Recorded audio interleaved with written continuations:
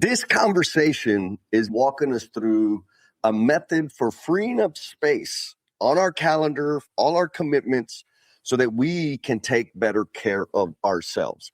It is the second half of the Firebox, the RE part of it. And I'll give you a little refresher in case you missed the first one. But ultimately, if you're out there and you're making things happen and you know that there's a lot more that you want to contribute into the world, but you just can't find the time, this video is for you because we got some good tactics. They kind of seem easy, but they're not. They're easy in direction and a little more challenging in practice.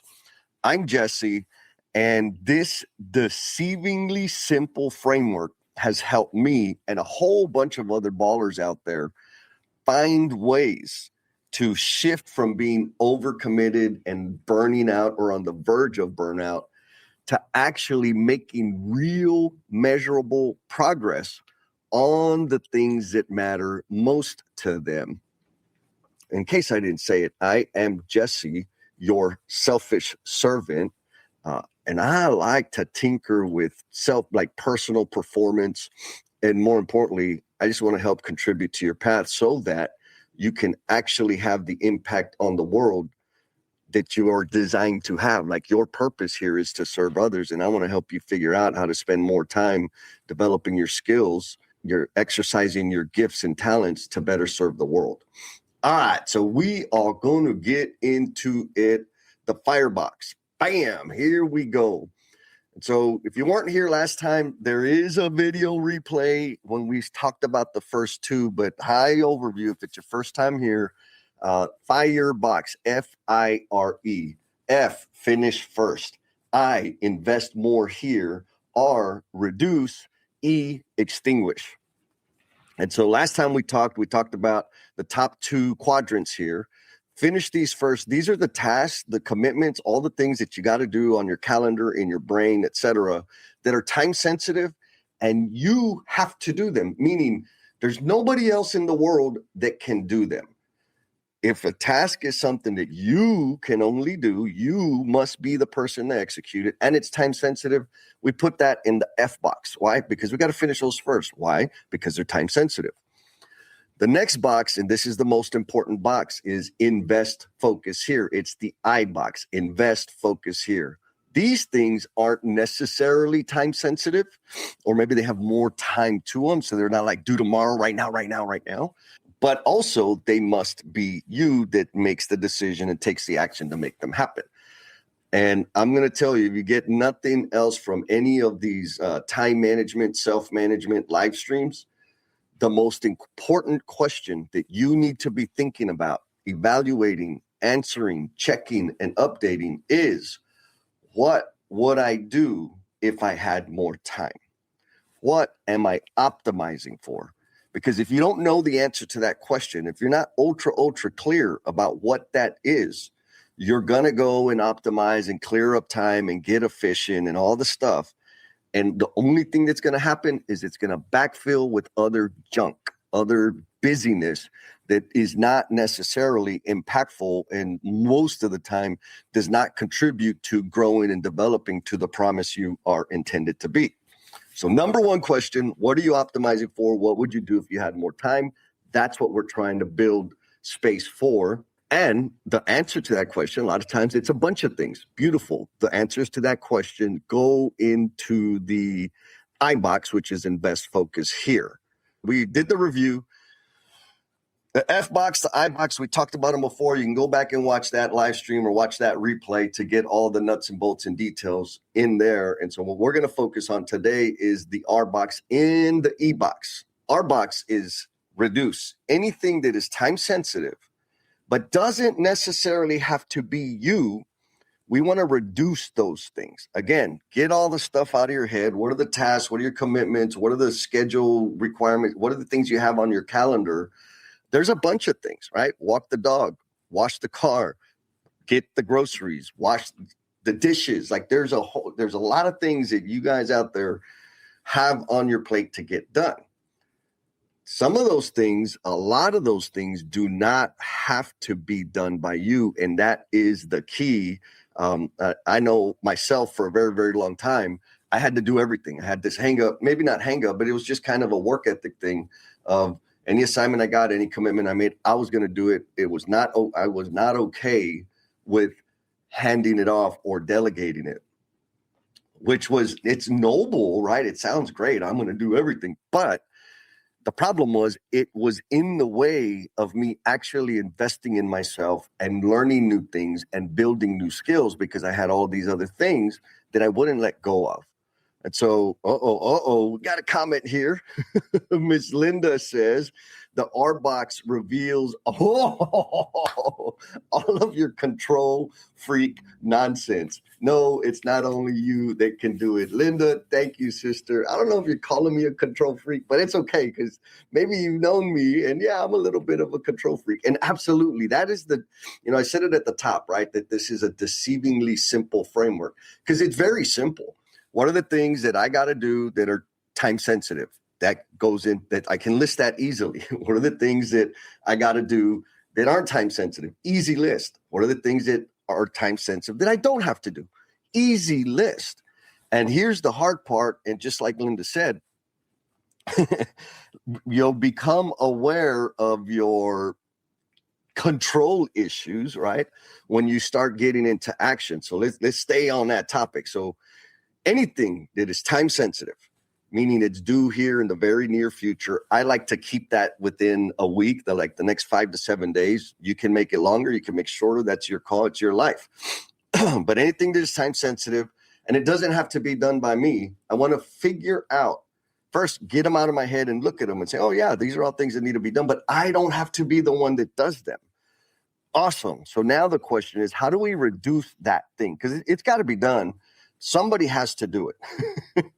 And so the first thing I think about is how do I optimize it? And so I have a real nerdy example. And if you spend any time at all scheduling meetings with multiple people, like virtual calls and so forth, that's a pain in the butt. I do not like email. Email is not fun for me. But I do like connecting with groups of people. I do like brainstorming on projects so that we can better serve the people that work for your organization. And that usually takes multiple decision makers to be on the call so we can design something that's going to be meaningful and make a decision that's going to be impactful. The challenge is getting everybody finding out when they're available. So old school way, Jesse would send emails, send texts, make phone calls to find out, are you available on this day? And then you always get yes, kind of, no, not really. What about this time? And it's a whole bunch of back and forth. And all of that back and forth takes up time. Not just my time. It takes up their time too. So I automate it, right? Or optimize it. There's all kinds of tools out there, digital tools. I've got a meeting poll thing that I use, and I put everybody's email address in there, and I'll identify 3 to maybe 4 different time slots in the future. I send it to them and I say, vote on the one that you can commit to. And then I send the calendar invite. It's very simple. It eliminates a whole bunch of steps.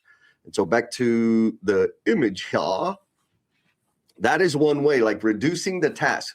Trying to get everybody on the same page is going to take a lot of back and forth and one, which is not fun. How can I optimize it? I use the little app. How can I automate it? I'm working on that. The other one that is super, super hard is to delegate. And I want to be ultra, ultra clear because maybe I'm the only weird one. But for a long time, I had a negative association with the idea of delegating. And it was because my bosses, or some of my bosses at the time, they would come and drop a big old hot pile of poo-poo on my desk that's due tomorrow. And they would say, hey, I'm delegating because I want to help you get some visibility. I'm like, no, you're not, dude. You've been sitting on this thing for 2 weeks. Now the deadline is here and you're handing it off to me. That's not delegating. So I didn't delegate because I had that negative association with it. Luckily, I had a leader come across that say, no, Jess, here's what you need to think about it is when you think about delegation, it is a method for developing other people's skill sets.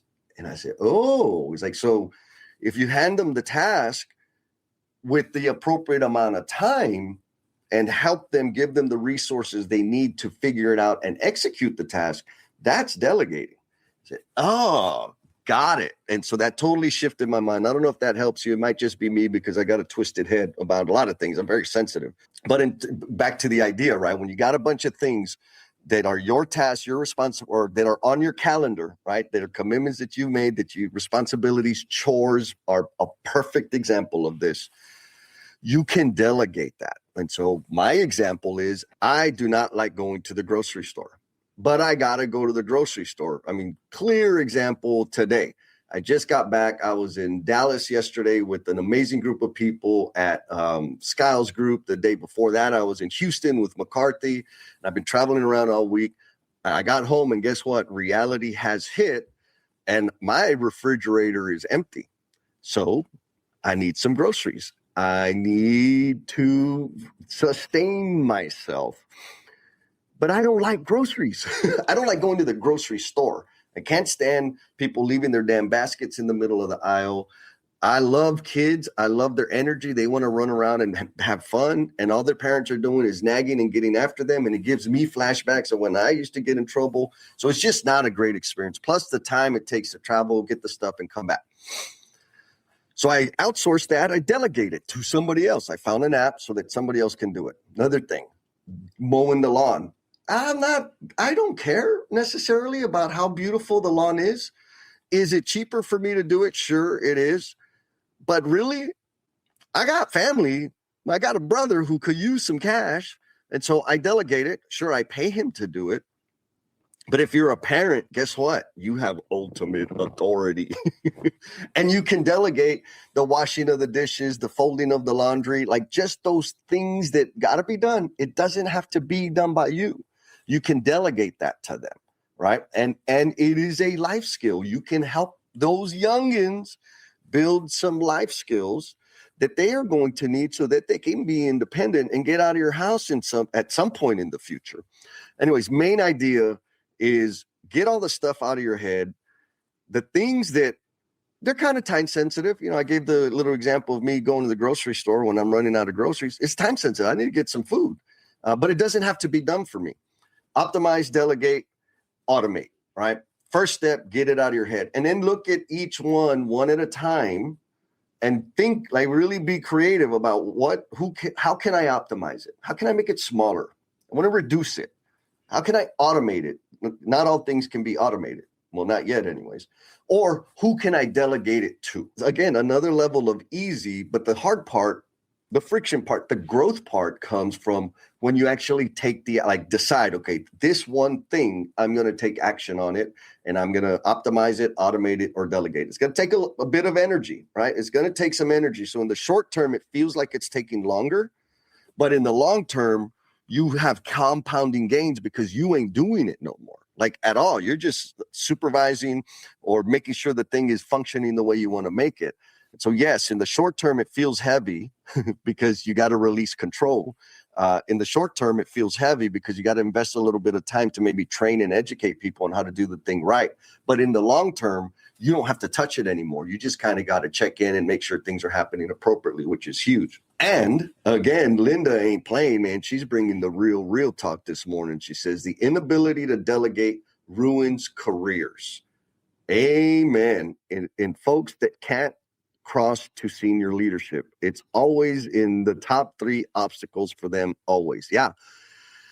It's tough. You know, delegation is a big, hairy idea. I think we all maybe intuitively understand the word and the intent of the word, but in terms of like practicing, developing the skill to delegate is difficult. There's trust issues, there's control issues, takes a lot of practice. And actually, I've got my buddies over at the Lean Builder. They produced a phenomenal blog, and I always refer it to people because it breaks down, I think it's like 4 or 5 levels of delegation so that you can progressively build the practice of learning how to trust and learning how to delegate and also managing the risk, because you can't just delegate everything, because if it goes wrong, guess who's going to get the attention? It's going to be you. So it's a hairy issue. Anyways, if you want that blog, the link to the blog, drop a note in the comments and I'll hook you up after the live stream. I'll get the link for you because it's valuable. I share it with a lot of people and it brings clarity and like a step-by-step process on how to delegate. Oh, look at that. Craig says, this sounds suspiciously like leadership. It's one of the main leadership principles. Craig, damn it, you let the cat out of the bag. And here's what I got to say. Sometimes people say, how is time management relative to leadership? And this is just my obnoxious viewpoint on leadership. A couple things. One, in order to be a leader, you got to have followers. If you ain't got followers, you ain't a leader. Number two, in order to be a leader, you got to have a direction. And so let's start with direction. Maybe I don't have followers. Maybe you don't have followers. So you got to lead yourself first. How do you lead yourself? You pick a direction and start taking steps in that direction. That's got to happen first before you have followers. In order to effectively and purposefully move in the direction that you have selected, you got to be able to manage yourself. Self-management, also known as time management. What I'm bringing to you is all about managing yourself. You can measure that in time.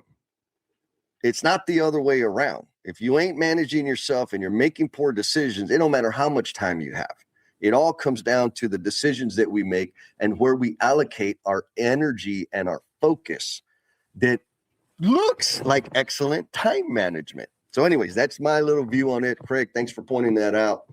So we talked about the R box, and now we're going to get to the E box. Again, this is just the second half of the Firebox. And these two boxes are super, super important because time management, high performance is not about doing more. It's about really, really getting clear about the things that only you can do and building systems to facilitate the majority of your energy spent on the things that are unique and precious that come only from you. All the other things, finding a way to get other people to do them or other things to handle them is how you have the space and the bandwidth to go and do the amazing things. Don't believe me? Hell, you can read my book. There's like proof in the book of how I had made these transitions throughout my life. Anyways, so reduce. Again, if the thing is time sensitive, but it doesn't have to be done by you, somebody else in the world, in the universe can do it. We want to figure out how to reduce those things. Then we get into the E box, which is stuff that's not time sensitive. Right? Doesn't necessarily matter when it's done. It's just things that somebody asks, requests, etc. And they do not have to be done for you, by you. These are things that we want to extinguish. We want to get rid of them. Now, I use the word extinguish instead of like stop doing them because just stopping sounds sexy, right? It sounds like no is a one-word sentence. Like I get it, but how? How do we do it? So the reason I say extinguish is if you've ever been involved in a fire, it doesn't go out just like that, right? Like you got to take some action and you got to keep an eye on it, make sure embers aren't lighting back up and take some more effort. And eventually you extinguish the fire. And so same thing here. It's not a one shot, wham, bam deal. What we want to do here, anything that is not time sensitive and does not have to be done by you, again, give yourself some permission to be flexible and creative in terms of it doesn't have to be done by you. Because right now you probably feel it all has to be done by you. But like for real, can another damn human being, robot, AI, tech, whatever, do the thing?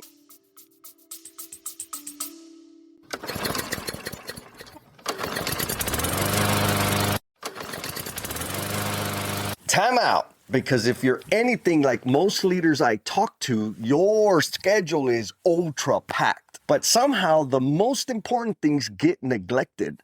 And that most important thing is you. You're juggling projects, people, deadlines, and meetings. And somewhere in there, your own priorities get pushed aside. They get on the someday list. That's exactly why I created the Self-First framework. It's a simple system designed to help leaders create space in their schedule to focus on the most important and impactful things. And execute consistently without burning out. I put together a free live training where I break down how the framework works and how you can start applying it like right now. So if you're curious, there's a link in the show notes where you can check it out. All right, let's get back to the episode.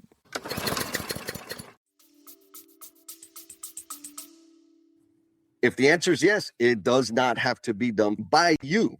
And so what we want to do is extinguish, outsource, have a conversation, or just stop. I know from my experience, a lot of things are very difficult to just stop because there are other people that have an expectation of me continuing to do the thing, to continue to show up for the thing, to be present for the thing.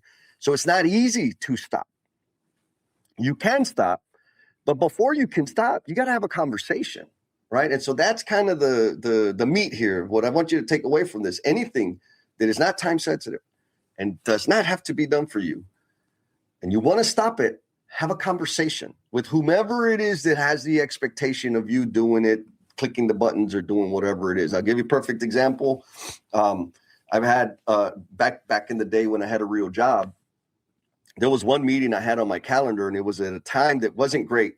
It caused me to stay later and fly out of the city that I was in later in the evening, which impacted my sleep, But it was my boss sent me the invite, so of course I was going to be there. I wasn't getting any value out of it, and I wasn't contributing any value. So I called my boss. I said, hey, man, like, I've been on this meeting 3 or 4 times now. I'm not contributing anything, and I'm also not getting anything out of it. Like, I need some help. Can you clarify what I'm supposed to be bringing to the table, why I'm on the invite? Because I want to make sure I'm doing things right. Or can I get excused from the meeting because this is how it's impacting my travel? And my boss was like, oh, man, he let me know why they wanted me in the meeting. And he's like, you're already doing that. I'm like, yeah. And I said, oh, okay. So that I understand the purpose now, but I still physically don't have to be present live when the meeting's happening. So are you recording it? So yeah, we record it. So can I just get the recording of it, and I can listen to that bad boy on the way to the airport, on the airplane to wherever I'm flying to, and I'll be up to speed, and I will continue to, meet the expectation of or the intent of me being on the invite. He said, yeah, man, that's cool. Like, no problem. And I was like, oh my God, that was so easy. Where else can I do that? Bottom line, if there's things on there that don't have to be done by you, like the commitments on your calendar, the commitments you made to other people, the expectations that you're, reading in the tea leaves, the first step to stopping them is having a conversation with those people. And Mr. Craig is dropping some wisdom here, says, and be okay with the idea that it may be done oh my God, that it may be done differently than you would. Different, but not wrong. He says, excellent point, man. Oh, you just set the stage, Mr. Craig. And that's I think a softer way of saying what Linda said, right? Like this thing is going to make you become super aware of your control issues, right? Because they just don't do it as good as I would do it. Control, right? Like I've read a book, and again, if you want to hear some tips, tactics, and stuff from people that's a person smarter than me, I highly recommend the book, Buy Back Your Time. There's a lot of great stuff in there. But one saying that stuck out to me that I kind of hang my hat on relative to what Craig just said is 80% done by somebody else is 100% better than me doing it. Meaning they may not do it precisely exactly the way I do it, but if they're 80% of the way there, that's better than me doing it my damn self in terms of time, focus, and energy, right? And again, focus and energy for me is the most important thing. So yeah, we're going to have to get used to it being done differently or not being exactly precisely the way we want to do it, my little precious, right? And so the other thing to think about here is outsourcing it. And I'm just going to challenge some people out there, because a lot of times people will say, well, sure, outsourcing it, if I had all the money in the world, like, yeah, fair. I understand that, right? Outsourcing, most of the time, you're going to have to spend some money to do the thing. And I'm going to tell you, a whole bunch of people out there are already outsourcing. We're just not looking at it that way. So If you've ever ordered anything from DoorDash or Uber Eats or these services that like get the food and bring it to you, guess what? That is outsourcing. And guess what? You've been spending money on it already. If you've ever taken an Uber to the airport or from the bar or just to go somewhere, guess what? You have outsourced the task of driving and you have spent money on it. So if you're already doing it, I just want to let you know, you already know how to outsource. And you actually do have some money to outsource those tasks.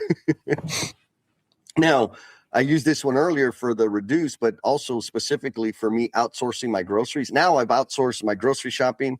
I outsourced my meal prep, and I've even got a personal assistant, which is dramatically helpful. Sure, I do have a little bit of extra money to put into that as a business expense for me, but I didn't do it for 3 years because I go, oh, what if they don't do it like me? Anyways, the thing that I had to get comfortable with that's related to what Mr. Craig said here, right? It may not be differently than you. I pretty much order the same groceries all the time. I like red potatoes, but I like the small ones because I want to cut a potato, chop it up, fry it up, throw some chorizo in there, throw some eggs, and I'm good to go. Well, when I outsource my grocery shopping, guess what they get me? They give me the big giant, like the biggest red potatoes. Like, oh my God, those are too big. I got to cut them in half. And then they kind of get a little brown because I save them in the fridge for the next day. I just had to get over it because guess what? It ain't that big a deal, right? So no, outsourcing it, they're not going to get me, the red potato that's 2.75 inches in diameter. Of course not. Like they're just going to get me red potatoes. That is a very small thing for me to contend with, because I am getting the 3 hours back of not having to go to the damn groceries. And while they're getting my groceries and bringing them to my front door, I'm working on other stuff, or I'm taking a nap. I'm relaxing. I'm thinking. I'm working out. Like all the things that I neglect, all the things that fall in the I box, the invest time here, sleep, exercise, nutrition, relationships, connection with the human beings I care about. I was not doing them because I was spending 2 hours, 3 hours a week going to the damn grocery store or mowing the lawn or whatever. Now that I've outsourced that, guess what? I have time to spend on the things that are ultra important to me that are not time sensitive. And my life has transformed. My mindset, my availability, the way I'm able to serve and connect with people, my energy, everything dramatically different. And so that's the point. If you want the template, like the template that I was just showing, drop double D in the comments. If you drop double D in the comments, I'm going to get you a link and it'll give you access to the daily domination template. It'll give you access to the strategically selfish template. You'll also get the guilt-free future planning template. And if you want to sign up for a webinar to like go over the high-level view of the whole system, you can sign up for that. Drop double D in the comments and I'll get you hooked up. If not, you can just watch this and start doing. Actually, I prefer that you just, whatever you nugget stuck out to you in today's conversation, take action on that and then do the double D. Because, immediate action drives results. If you just keep adding lists, generating the list, I want to do this, I want to do that, I want to do this, you end up like not taking action on anything. So one step at a time, one action at a time is what changes the world. We will be back in a couple of weeks. Actually, I got a question for you, because what I'm thinking about doing is going into like the dirty details in terms of daily execution. But I don't think I've ever asked you guys, what do you want me to dive into? There's 3 buckets. There's future planning, which is long-term planning. There's calendar management, right? Which is part of the Firebox is part of that. And then there's daily execution.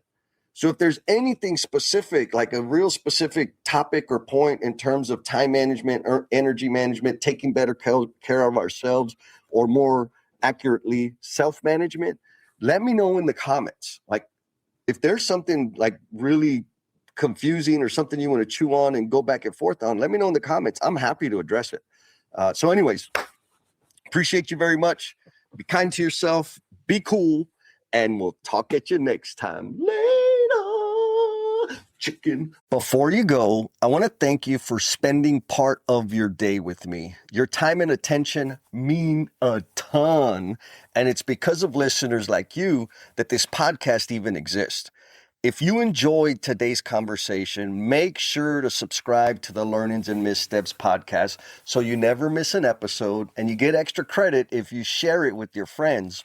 Also, if you want even more insights on leadership, personal growth, communication, all those fancy magical things, you can sign up for my newsletter on LinkedIn, because I got a newsletter that goes out every single Monday.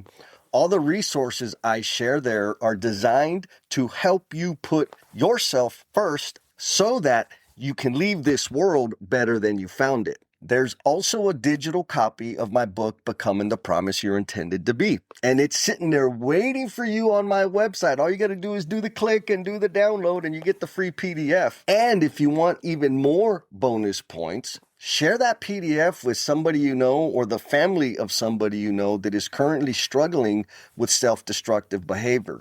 That would be the ultimate gift for me. While you're there, do some exploring of the trainings, workshops, and services that are designed to enhance your performance at home and at work.